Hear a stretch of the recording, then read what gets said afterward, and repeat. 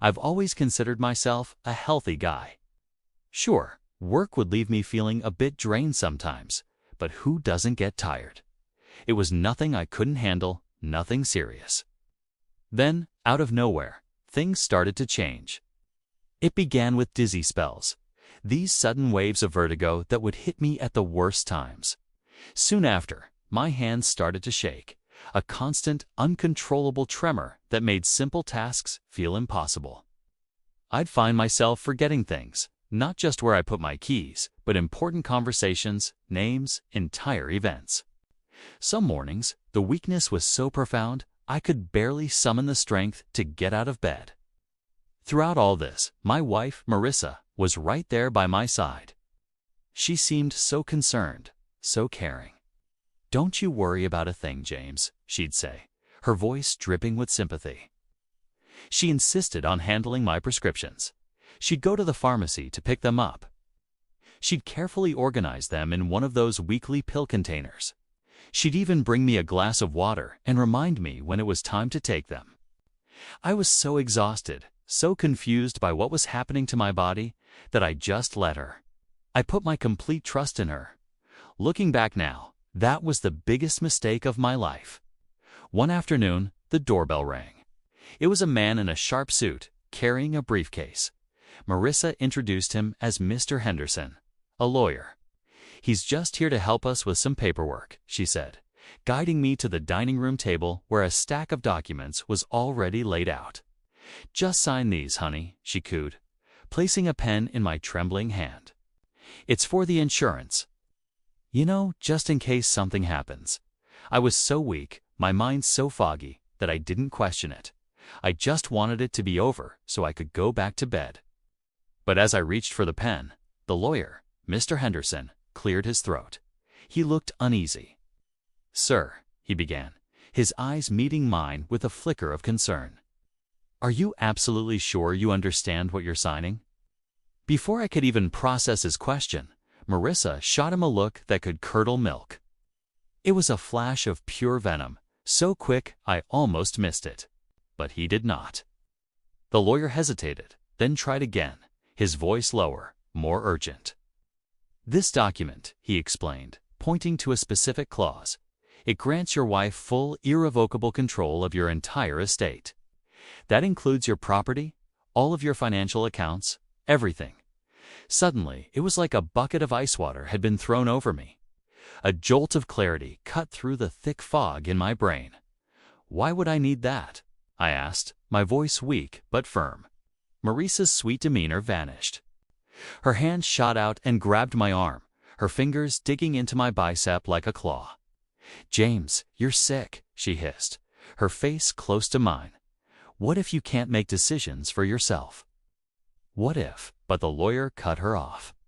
"Sir," he said, looking directly at me, ignoring Marissa completely, "you are under no obligation to sign anything today. You can take as much time as you need to review this." And just like that, the illusion shattered. Marissa's face contorted with fury. She stood up, her chair scraping against the floor, and all but physically shoved Mr. Henderson toward the door. She kicked him out of our house. That night, the house was filled with a tense, suffocating silence. Marissa was giving me the cold shoulder, acting as though I had betrayed her. While she was in the shower, the sound of the water drumming against the tiles filling the quiet. I made my way to the kitchen for a glass of water. As I reached across the counter, my still shaky hand knocked over the pill organizer she had so meticulously arranged for me. The little plastic compartments popped open and pills scattered across the floor. As I bent down to pick them up, a cold dread began to creep up my spine. These weren't the pills I remembered. The shapes were different, the colors were off. I scrambled to find the original prescription bottles she kept in the cabinet. Most of them had new, freshly printed labels stuck over the old ones. Different names, different dosages. My heart started pounding in my chest. What was going on? The next morning, as soon as Marissa left the house to run errands, I called my doctor, my hand shaking so much I could barely dial the number. I read him the names of the medications from the strange new bottles. After a long, terrifying pause, he said something that made my blood run cold. He said, "James, ... I never prescribed you any of those." In that single moment, everything clicked into place. The weakness, the dizziness, the memory loss. It wasn't some mysterious illness. It was calculated. It was deliberate. And the person I trusted most in the world, the woman sleeping in my bed, was the one behind it all. She wasn't trying to help me get better. She was making me sick, and I finally understood why. She wanted my house. She wanted my money. And she was willing to do anything to get it. My first instinct was to confront her, to scream at her, to demand answers. But what good would that do? She would just lie, twist the situation, and call me crazy. She was already painting the picture of a sick, confused old man. If I accused her of something so monstrous, who would believe me? No, I had to be smart about this. I had to play her game. So I pretended. I continued to act weak, confused, and compliant. I let her give me the wrong pills, but I found ways to secretly dispose of them, palming them and flushing them down the toilet when she wasn't looking. Slowly, ever so slowly, as the poison left my system, the fog in my mind began to lift. My strength started to return. My hands steadied. My thoughts became clearer. I needed proof. Hard, undeniable proof. I bought a set of tiny, discreet security cameras, the kind you can hide in a clock or a smoke detector. I placed them all over the house, in the kitchen where she prepared my medicine, in the living room, in our bedroom. Then I waited. For days, the cameras recorded nothing but our mundane, tense daily life. But I was patient. I knew she would slip up eventually, and she did. One evening, the kitchen camera captured it all. It recorded her carefully opening the capsules of my actual prescription, emptying them out and refilling them with the contents of a different, unlabeled bottle she kept hidden at the back of the pantry. She then meticulously resealed the capsules and placed them back in my pill organizer. Watching the footage felt like a punch to the gut. It was one thing to suspect it, but to see it with my own eyes. The cold, methodical way she went about it. It was terrifying. With the video evidence safely secured, I contacted Mr. Henderson, the lawyer Marissa had tried so desperately to get rid of. I showed him everything. The video, the strange pills, the original prescription records from my doctor. His face grew grim as he reviewed the evidence. "This is attempted murder, James," he said, his voice low and serious. "We need to go to the police." Now, the next part was a blur. The police arrived at our house. I'll never forget the look on Marissa's face when she saw them standing at the door with me. The mask of the caring wife dropped instantly, replaced by a mixture of shock, confusion, and pure unadulterated rage. When they played the video for her, she denied everything. She called me a liar. She called me senile. But the evidence was irrefutable. They arrested her right there, in the home she had tried to steal from me. The legal battle was long and emotionally draining, but in the end, justice was served. Marissa was found guilty. She wasn't just trying to inherit my house. She was actively, maliciously trying to end my life to speed up the process. It's a chilling thought that the person you share your life with could be capable of such a betrayal. My health has returned, but the emotional scars remain. It's hard to trust again, but I'm rebuilding my life, one day at a time, grateful for that moment of clarity, for that lawyer's courage, and for the simple accident of knocking over a pill box that ultimately saved my life. Thank you for listening to my story. If you've been through something similar or just want to see more content like this, please subscribe to the channel. Your support means the world. Hello everyone, and welcome back to my channel. Today, I'm going to share a story that's incredibly difficult to tell, but it's one that needs to be heard. It's a story about trust, betrayal, and how I narrowly escaped a plot that was designed to end my life. It all started subtly, with a sickness I couldn't explain. I had been feeling unwell for months. It was a deep, draining fatigue that no amount of sleep could fix. I had constant headaches, a strange metallic taste in my mouth, and moments of such severe dizziness that I could barely stand. Doctors were baffled. They ran countless tests, from blood work to Mr. Is, but every result came back normal. They chalked it up to stress, maybe a rare virus, but nobody had a real answer.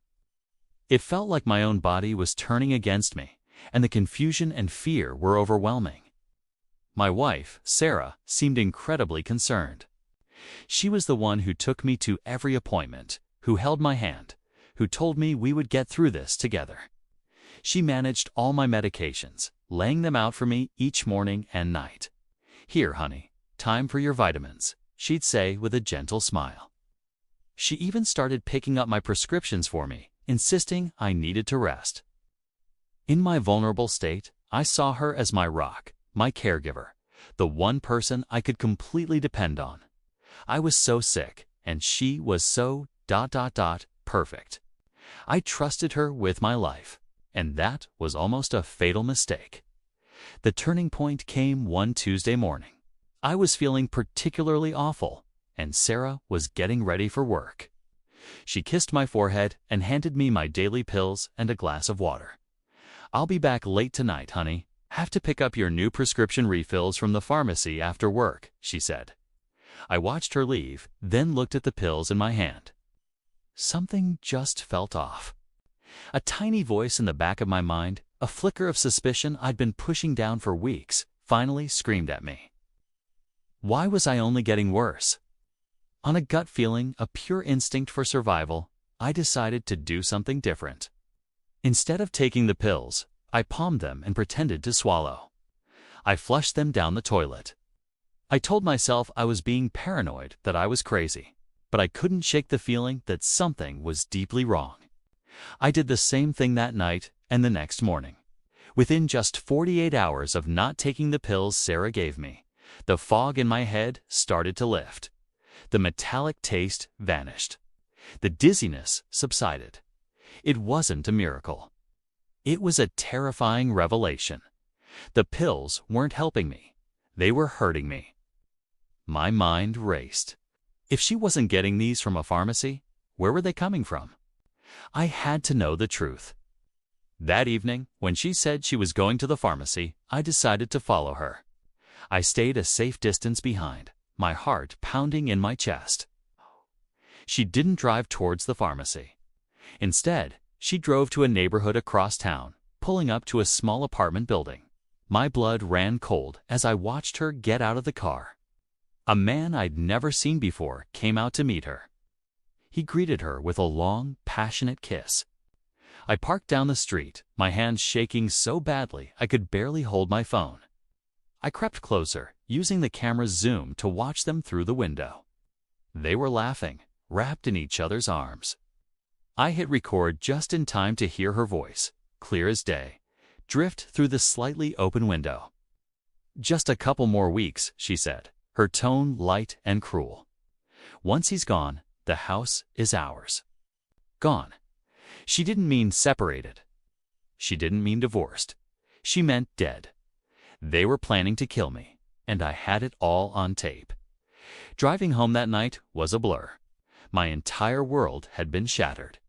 The woman I had promised to love and cherish was slowly poisoning me to death so she could move her lover into our home.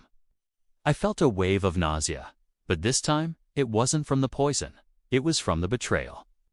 I knew I couldn't confront her. Not yet. I had the evidence, but I needed to play this smart. My life depended on it.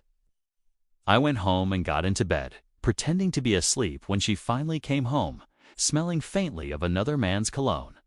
The next day, I called in sick to work and put my plan into motion.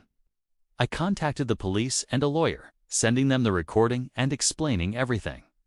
They were horrified and acted quickly. The plan was simple. I would catch her in the act. That evening, I lay on the couch, pretending to be sicker than ever. "James, you look terrible," Sarah said, her voice dripping with fake sympathy. "You need your medicine." She went to the bathroom and came back with the pills and a glass of water.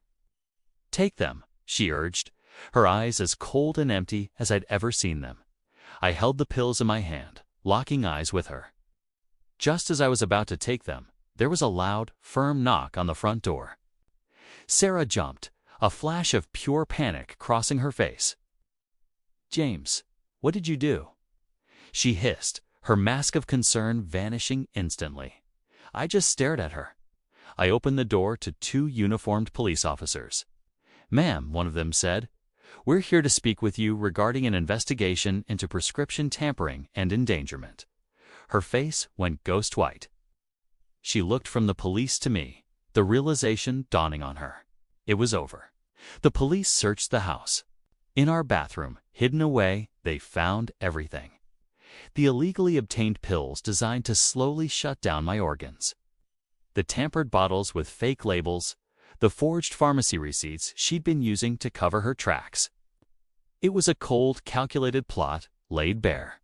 Her lover was arrested at his apartment later that same night, his surprise turning to fear when he realized their perfect plan had crumbled. In the interrogation room, faced with the undeniable evidence, the video, the pills, the receipts, she confessed. She laid it all out for them, burying herself deeper with every word. She admitted to poisoning me, to planning to take the house and all my assets, to starting a new life with her lover, and her reason. Her justification for trying to murder her husband. She said she deserved a better life. During the entire trial, she never once looked at me. I sat there, day after day, watching the woman I once loved reveal herself as a monster. I watched silently as the judge denied her bail, calling her a danger to society. After it was all over, the silence in the house was deafening. Every corner held a memory, now tainted by her betrayal. I couldn't stay there. Sold the house she had tried to steal from me. I packed up what mattered and moved into a new place, a blank canvas where I could start to rebuild my life, piece by piece. It hasn't been easy. Every day I wake up is a strange mix of gratitude and anger. I'm so incredibly grateful that I listened to my instincts and caught her in time. But I'm also so angry. Angry that I trusted her, that I was so blind to the darkness she hid behind her smile. But surviving her?